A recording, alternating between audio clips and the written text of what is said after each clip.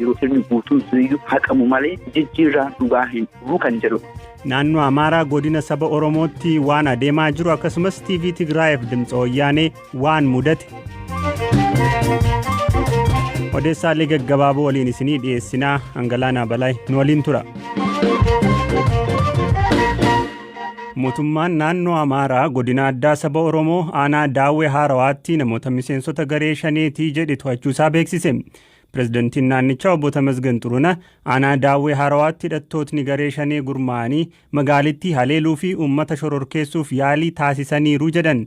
Dhukaasa garee kanaa fi humnoota mootummaa gidduutti taasifameen hoogganaa garee hidhattoota ajjeesuun dabalataan shakkamtootni fi meeshaaleen waraanaa hedduu qabamaniirus jedhan. Guyyuma walfakkaataa magaalaa Baateetti boombii hoteela irratti darbatameen namoonni nagaa 5 madaa'uu himan. Dhimmi kunis kaayyoon isaa gocha magaalaa Finfinneettiin kan wal qabatu akka ta'e mirkaneessineerraa jedhan. Jiraataan aanaa Daawwee Haarawaa dubbisne garuu waan guyyaa haleellaan kun raawwate waan guyyaa sanatti raawwate akkasiin himan. Yeroo hajaanuun dootu sanu biyya sana keessatti qaamni rabbashu jira yaada jedhu mootummaan uummata leessa barbaadee ijoollee muraasa baruu jira. Isaan barbaadee adda baafatee mootummaan isaan barbaadee uummanni dhufanii immoo ijoolleen dhuftee itti dhukaastee akkasiin wanni kun raawwatame jechuudha. Walumaa galatti miidhaa guyyaa san akka bacaalaa wanni isa gaddisiisu amma sababa ijoollee saniitiin isintu biyya kana keessa nyaachisu jira isintu itti hidhu jira yaada jedhu amma yeroo ammaa kanatti uummanni naannoo sun jiraatu baay'ee dararamaa jira. Yeroo lola Afaaris irratti ijoolleen ofirraa daangaa irratti dhukkistee lolte yeroo san mootummaan isaan barbaade isaan baqatanii namootuma nagahaan biyya keessa jiraatan ture. Daangaa isaanii irraa qofa waan lolaniif jechuun yeroo ammaa kanatti biyya keenya kanarratti mootummaan naannoo Amaaraa tokkoffaa qaamni nageenyaas jiru uummatuma keenya miidhamanii yeroo daangaan keenya weeraramu sofee waan tokkollee namni nurra ittisuuf yaalii godhin jiru jechuudha. Bulchaan aanaa Daawwee Haarawaa obbo Muhammad Yaayyaa gaafa qibxataa ganama humni hidhate magaalaa aanaa Daawwee Haarawaa akka taate magaalaa Booraatti kallattii hundaan dhukaasa bananii jedhu.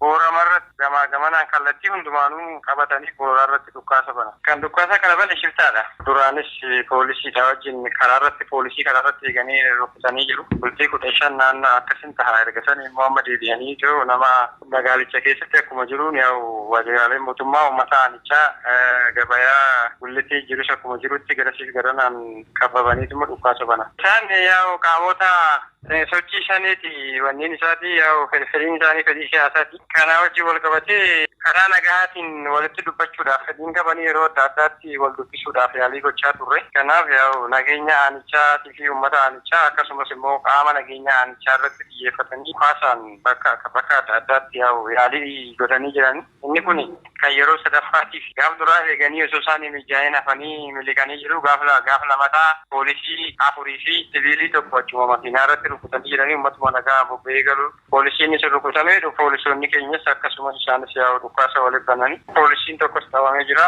isaanis isaan irraa namni tokko jira.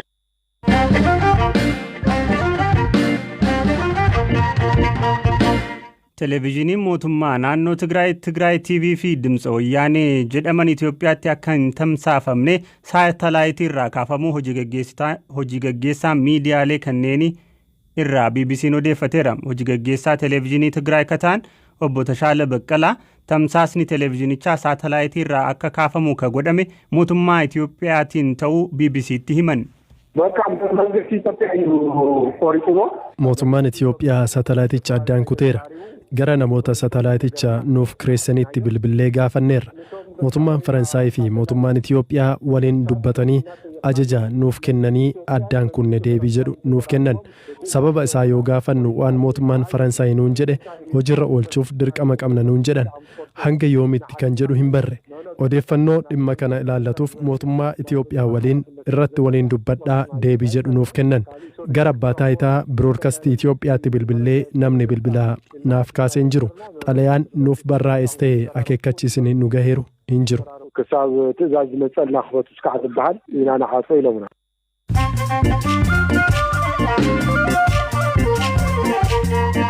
gidduutti odeessaalee gaggabaaboo isinitti meen odeessa waa'ee Jawaaritti ce'aa. Itoophiyaatti sa'a 24 darbanitti namoonni haaraa 202 COVID-19 qabamuu ministeerri fayyaa hime. guyyaa tokko kanatti namni tokko du'uun 65 ta'an bayyanataniiru. Itoophiyaatti haga ammaatti namootni 6,666 ta'an vaayirasichaan qabamaniiru. Manni maree naannoo Tigraay wixinee labsii koomishinii filannoo raawwachiisuuf hundeessuuf dhiyaateef raggaase. Manni marichaa waxabajjii 25 eegalee yaa'ii irra ka ture yoo ta'u labsii seera filannoo fi dambii naamusa filannoo dhiyaateef raggaaseera. Keeniyaan sababa koronaa vaayirasiin uggura imalaa irratti dabarsitee turte kana biyya keessaa kaaste. Pireezidaanti Uhuruu Keenyaataa ibsa kennaniin imala gara magaalaa Naayiroobii, Mombaasaa fi Maandeeraatti taasifamu dhorkamee ture kaasuu himan. Balalliin biyya keessaa adoolessa 15 akka eegalamu himanii jiru.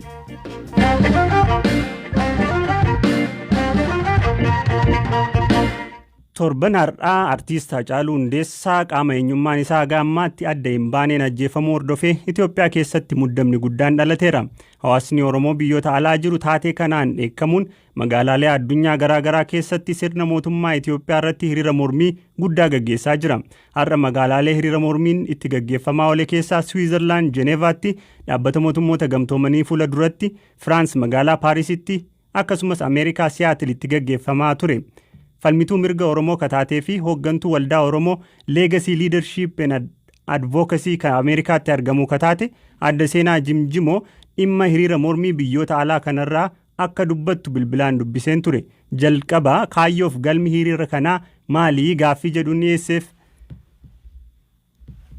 Mormii jalqaba irratti adeemaa jiru ajjeechaa nama nagaa tokko irratti nama paartii poolitikaa membarii hin taane osoo ta'ee illee rakkoo qabaatee osoo hin ta'in ajjeechaan sun akka malee shuukkaneessee already rakkoo jiru kan qarqararra jiru iddootti dhoofseetiin gargar baasee deebiin uummanni barbaadu ammoo hatattamaanii namni ajjeese suni daddafamee akka seeraaf dhiyaatee gar tokkotti bahu kaan ammoo ka'amma daran aarsee jedhee akka madaarratti yookiin dadibuu jedhan sanii otoo rakkoon Oromoo irra jiru otoo du'iinsa garadoo irra jiru otoo namni keenya riippoortii Amnesty International baase ni hundi otoo jiru wanta akka otoo hin dubbatin mootummaan deebi'ee nama akka Jawaar nama akka Baqqalaa Garbaa hedduu kan hidhee kaawwan hedduu madeessaa jira. So kanarratti mootummaan akka hatattamaan Oromoo fi biyya san bakka bu'uu hin danda'u akka bakka ta'u kan jedhu fedhiin uummanni qabu gaaffiin uummanni dhiyeessaa jiru kana akkasumas immoo mootummaan kun amma booda sagalee Itoophiyaa sagalee Oromoo ta'uu hin danda'u kan jedhu mul'isuudhaaf. Kanaaf kan ministeera muummee Itoophiyaa irratti xiyyeeffatu moo sirna irratti ka xiyyeeffatedha gaaffiin amma dhiyaachaa jiru? Hatattamaan obviously muummicha ministeera irratti xiyyeeffate haa ta'u malee waliigaltaan gaaffiin Oromoo kan yeroo baay'ee dhiyeessaa jiru sirnichi uumame biyyattiin itti uumamte sirna impaayera waan ta'eef sirni guutuun suniyyuu haqamu malee jijjiirraan dhugaa hin dhufu kan jedhu waggaa lamaan dura akkuma beektu muummichi jijjiirameetti muummicha Oromoo tokko Oromoo bakka bu'ee Oromoo tasgabbeessus dhufee jedhee haa ta'u malee jijjiirraan akka hin dhufne daran rakkoon biyyatti hammaachaa waan ta'eef sirna gaaffiin uummataa sirna. Dhiibbaa uumuudhaaf hojjechaa akka jirtan natti himteettaa maa inni deebiin haga ammaatti hawaasni biyya alaa kanatti hiriira gaggeessaa jiru argachaa jiru maal fakkaata? Du'iinsa Haacaaluu sababateetiin namni keenya bor bulcha kan magaalaas akka biyyassi akka mootummaa sedaatee bira dhaqee dubbisee jira. Mootummaaleen bulchoonni garagaraa dhufanii Oromoo komitii dubbisanii jiranii gariin ammoo xalayaadhaan imeeliidhaan waliin haasofnee jirra. Kanaafuu amma uummanni keenya jijjiirama kanarraa du'iinsa warra kanaa qabatee hidhamiinsa qabateetiin daarreetillee mootummaa wajjin haasa'uu jira. Gara kaan Ameerikaan immoo maal jettee warra jettuuf nu qofa otoo hin ta'in warri Habashaa warri Amaaraas iyyaa kara biraa kan ta'e akka waan Oromoon duguuggaa sanyii irratti waamaa jirtu akka waan Oromoon eksklusiivii jala taargeet godhaa jirtutti himannaan sun waan jiruuf soo himannaa lamaan sadii kaawuntar ta'eetiin naannoo Waashington DC kanarratti marii guddaa kan ta'e sanii garuu mootummooleen bakka bu'anii kan isteetaa dubbisanii jira. Oromoo keenyaa akkuma agartuu baay'ee gaddanii baay'ee dhagahamee katabbiidhaanis keessaanis uummata keenyaa wal kahanii jiran. Ammoo biyya keessatti guyyoota 4-5 darban kana keessatti sochiin hiriira mormii gaggeessu mul'achaa hin jiru. Fedha uummata biyya jiruu eegaa hin jirru waan jedhutu isinitti dhaga'ama moo sababni kun ta'eef kan biraan jira jettanii yaaddu? Hiriirri maas akka biyya keessa hin jirre noonni martuu hin beekaa. Addunyaan dhiibbaa godhutu jirti. Infaakti kanarraa dubbannee jirra mootummoolee adda addaa wajjin. Intarneetii cufanii, telefoona cufanii, waa hedduu cufanii akka namni manaa hin baane mootummaa waraana isaa Oromiyaa keessa guutuutti gadhiiseetiin kan qabatu hin ta'in manarra deemeetiin nama hiriira keessa jedhanii shakkanii nama sagalee ta'uu shakkan kan jedhu hidhutti waan jiraniif kanaaf manni akka gadi ba'uu dhabeetiin biyya keessaa calqise malee akka yaada musulmaniitti akka biyyaa daarratti dhageenyeetti manni hiriira bahuu fi jijjiirama dhugaa fiduudhaaf qophiidha. Manni nama siyaasaa miseensa KFO obbo Jawaar Mohaammed si'a lammataaf guyyaa har'aa bakka obbo Jawaar argamanitti sakatta'amuu miseensi maatii BBC'tti himan. Artiist Haacaaluun ajjeefamee bulee isaa kibxata darbe to'annoo jala oolan obbo Jawaar Mohaammed maatiitti ergaa dhaamuus dhageenyee jirra. Miseensi maatii maqaan akka dhaamu hin feene kun mana guddaa obbo Jawaar keessa jiraatan keessa miseensonni amma jiraatan 12 ta'an erga kibxata darbee manaa bahaa akka hin jirrellee dubbatu. Dhugaadha. Haalli amma na gaafatte kun dhugaadha.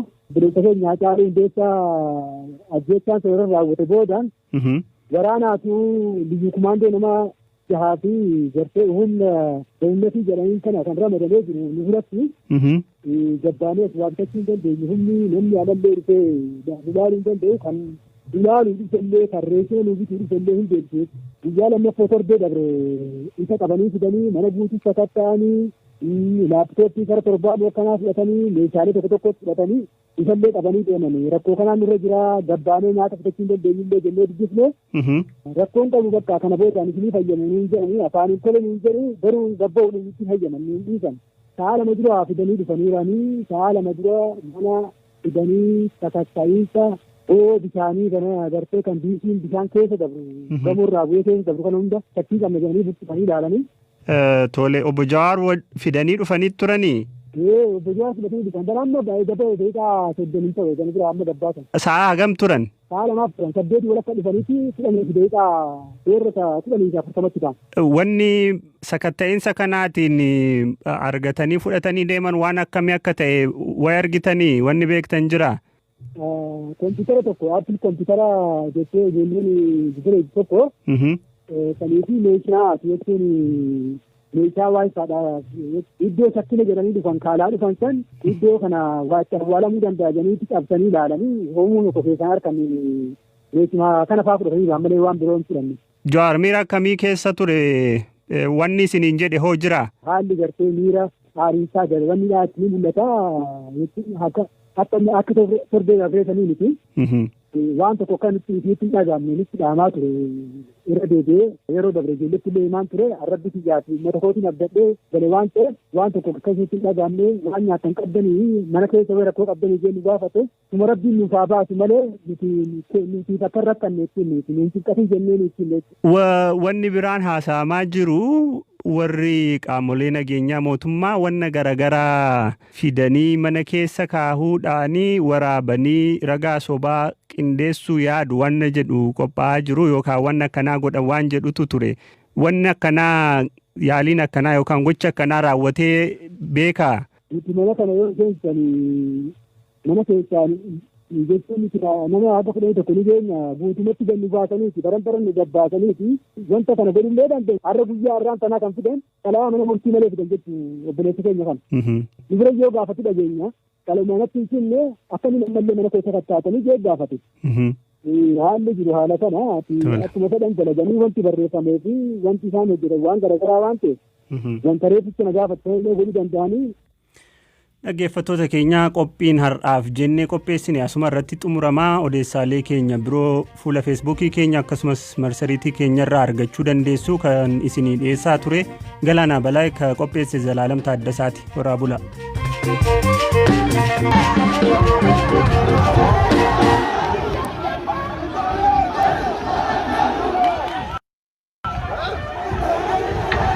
An die Versammlungsteilnehmer, die die Straßenkreuzung blockieren. Machen Sie sofort die Straße frei. Ich wiederhole, machen Sie sofort die Straße frei und folgen Sie dem Lautsprecherwagen.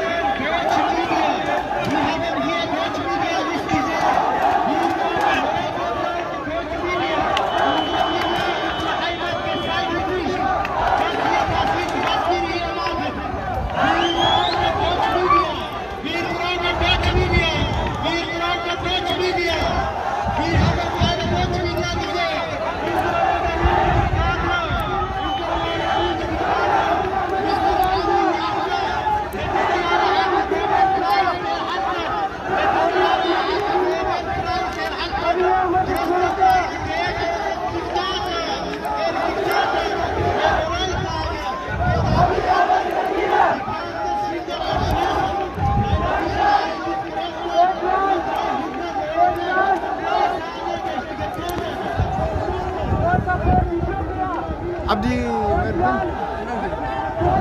waan dhiyeessa baanuu fudhatanii bara bareeda. Asirratti wanti karaa